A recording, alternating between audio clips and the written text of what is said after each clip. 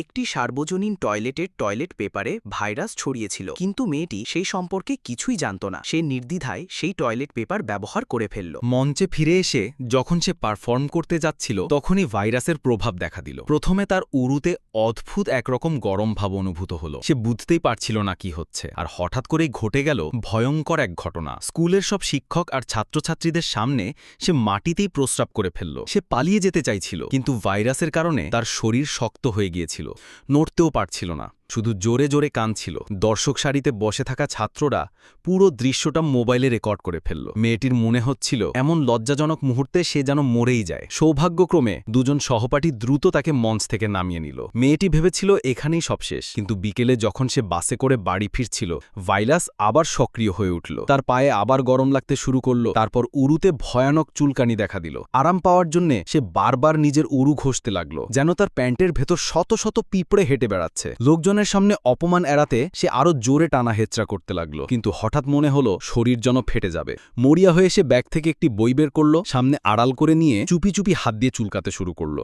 চুলকাতে গিয়ে এতটাই স্বস্তি পেল যে খেয়ালই করল না বাসে বসে থাকা অন্য যাত্রীরা তার এই অদ্ভুত আচরণ দেখে পেরেছে। কয়েকজন তো লুকে ছবি পর্যন্ত তুলে ফেলল। মেয়েটি যখন মাথা তুলল তখন অনেক দেরি হয়ে গেছে। চারপাশের লোকেরা তার ছবি তুলে ফেলেছে। ভীষণ লজ্জা আর অনুশোচনায় তার মন ভরে গেল কেন সে আজ বাইরে বেরোনোর সময় মাস্ক পরেনি। পরের স্টপেই সে তাড়াতাড়ি নেমে গেল। লোকজনের চোখ থেকে আড়াল হলেও শরীরের চুলকানি কমল না। বাড়ি পৌঁছে সে দ্রুত গরম পানি দিয়ে সেঁক নিল। তখন কিছুটা স্বস্তি পেল, ভেবেছিল সব শেষ, কিন্তু রাতে নতুন বিপদ অপেক্ষা করছিল। কম্পিউটার খুলতেই সে দেখল তার সেই ভিডিও সোশ্যাল মিডিয়ায় ভাইরাল হয়ে গেছে। হাজারো মানুষ মজা নিচ্ছে, গালি দিচ্ছে, অশ্লীল মন্তব্য করছে। মেয়েটি অসহায় বোধ করছিল। তখনই সে দেখল তার সবচেয়ে বড় শত্রু একটি নোংরা মন্তব্য করেছে। গতকালই তো সেই শত্রু তাকে হুমকি দিয়েছিল, ডান্স টিম থেকে বেরিয়ে যাও, না হলে খুব খারাপ হবে। এখন সব পরিষ্কার হয়ে গেল।